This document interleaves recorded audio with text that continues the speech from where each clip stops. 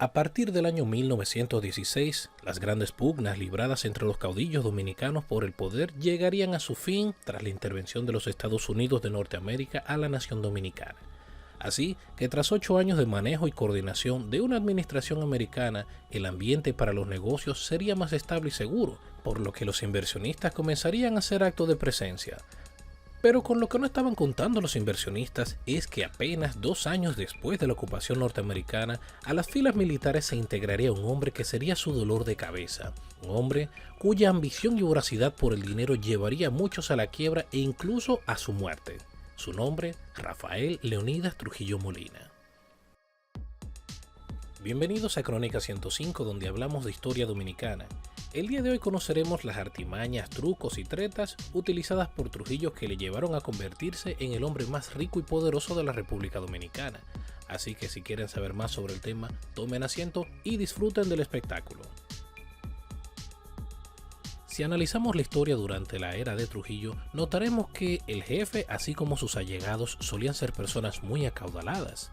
Eran normales las grandes fiestas, eventos de alta alcurnia, viajes y gastos excesivos. La vida de los Trujillos básicamente era de magnates. Pero dentro de toda esta opulencia surge una pequeña pregunta. ¿Cómo se las arregló un general del ejército dominicano que para esos años tenía un sueldo de $400 para tener una fortuna que al final de sus días superaba por mucho los $300 millones? Sin duda un gran misterio.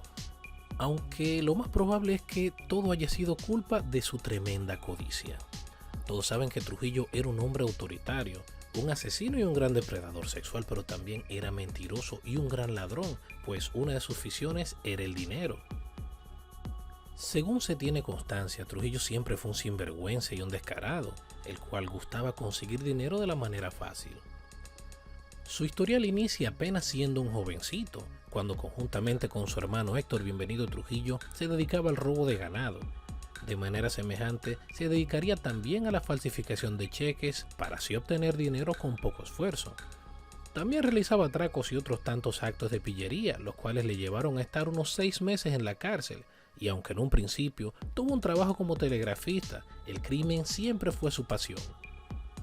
Pero realmente el ascenso de Rafael daría sus primeros pasos a partir del año 1918, durante la primera ocupación militar norteamericana a la República Dominicana. Durante este periodo, Trujillo aprendería muchos trucos junto a los norteamericanos, trucos que más adelante usaría para convertirse en todo un magnate. Y aunque para esos momentos no era más que un simple alistado, su pericia y talento le llevarían a ascender rápidamente en las filas castrenses, siendo desde este punto cuando el hombre que sería llamado jefe por los dominicanos comenzaría a amasar su fortuna. Han de saber que durante el tiempo que Trujillo ostentó el grado de segundo teniente, solía extorsionar a las personas cobrándoles cuotas por protección o simplemente para dejarlos en paz. Esto lo hacía con campesinos vulnerables que no tenían apoyo. Aquellos que se resistían simplemente eran arrestados. Total, era la palabra de un segundo teniente del ejército dominicano contra la de un simple civil, aunque la frecuencia con la que cometía estos actos deplorables le harían merecer un juicio disciplinario ante el Consejo de Guerra en el año 1920. En este sería acusado de estupro y extorsión a la joven Isabel Guzmán, una menor de 16 años a la cual Trujillo amenazaba para que no abriera la boca. Sin embargo, Trujillo fue descargado de dicha acusación. Desde entonces, modificó su modo de operar y continuó con sus operaciones. Así pasaría el tiempo. Trujillo descubriría que la mejor forma de hacer dinero no era el crimen, sino los negocios relacionados al crimen. De aquí en adelante, el jefe no operaría en solitario y tendría un equipo de trabajo que le asistiría en sus movimientos. Su primera gran fuente de riqueza, de la cual se tiene constancia, fue el mismo ejército. Una vez alcanzado el grado de capitán hasta llegar al grado de general, hacía cosas muy irregulares.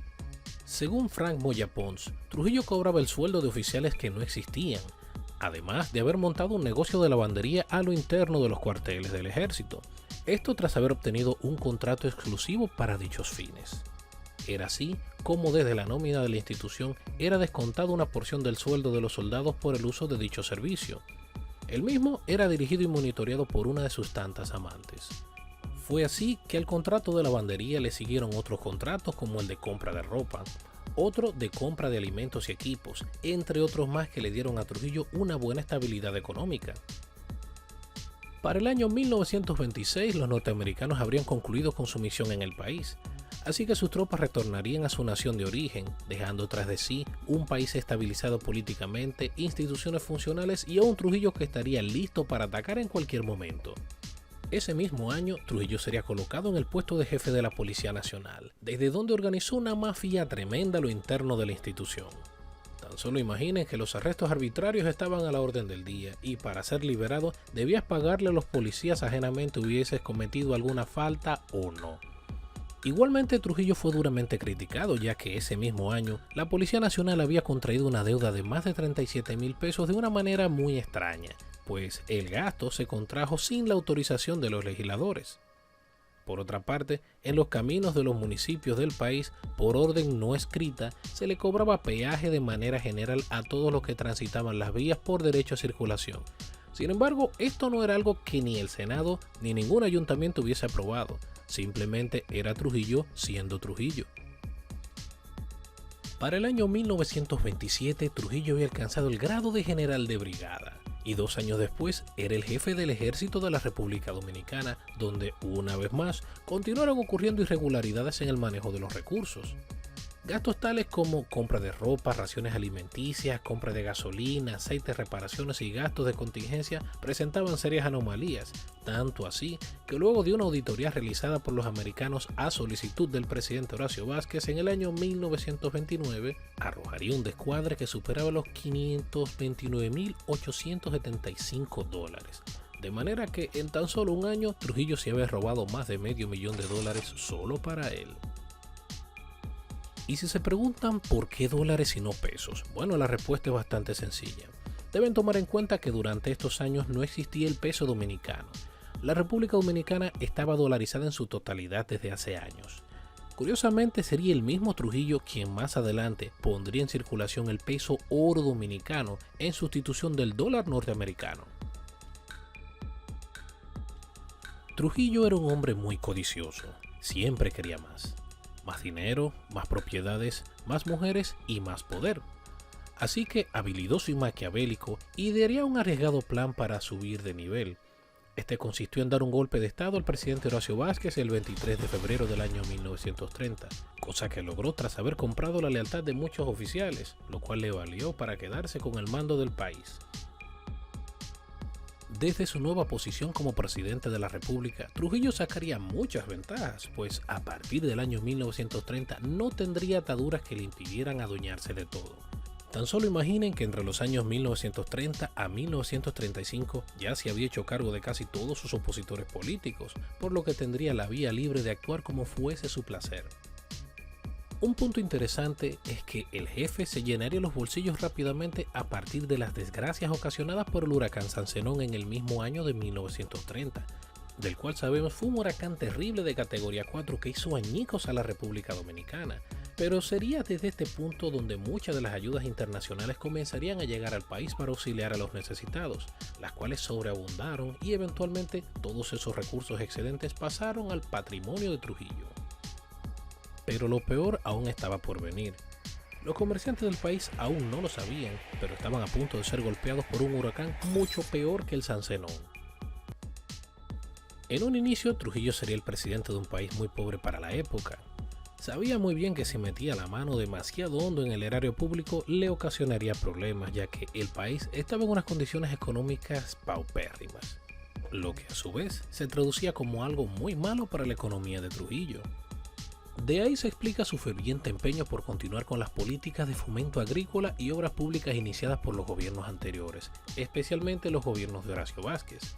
Y aquí un dato interesante. Durante sus primeros años de mandato, Rafael se vio limitado a realizar obras ya programadas, y esto debido al mal estado económico del país. Sumemos a esto el desastre dejado por el huracán San Zenón y la crisis mundial que se venía arrastrando desde el año 1929. Sin embargo, Trujillo se las arregló para llevar a cabo el más grandioso plan de obras públicas y de construcción jamás realizado en la República hasta ese entonces. Desde luego, de cada obra construida, Trujillo cobraba su comisión.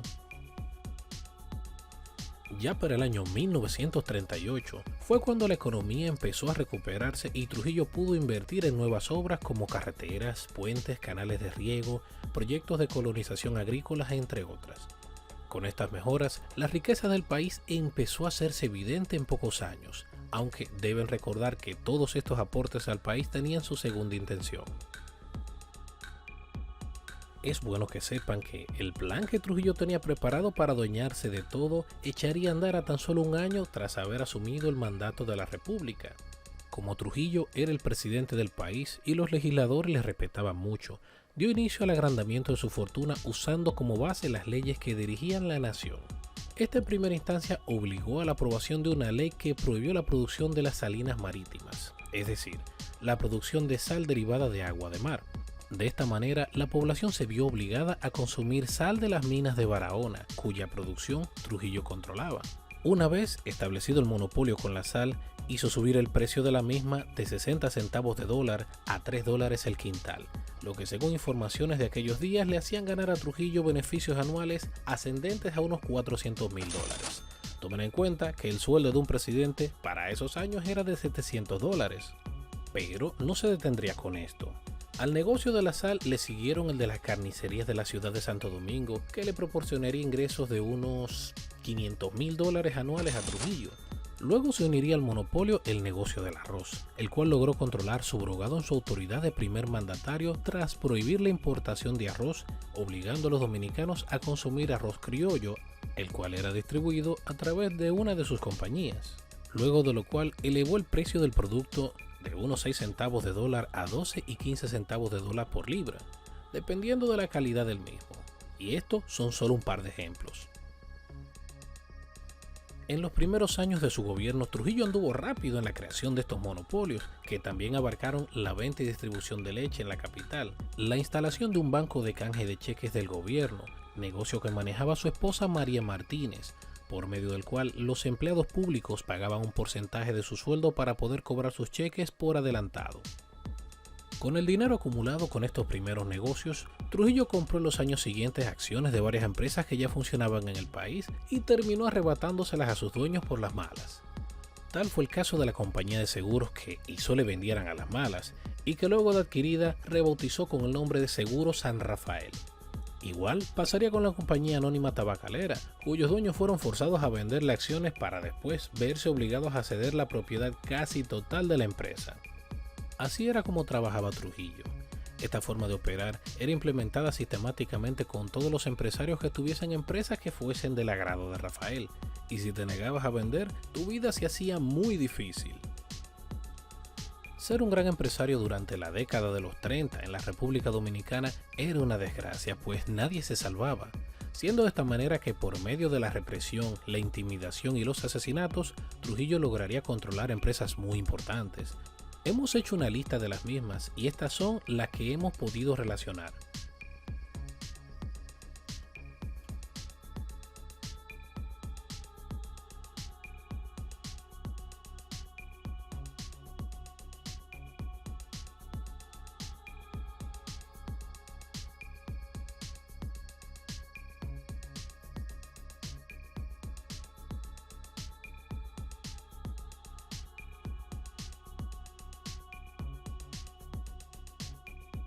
Pero no crean que esta historia se ha terminado.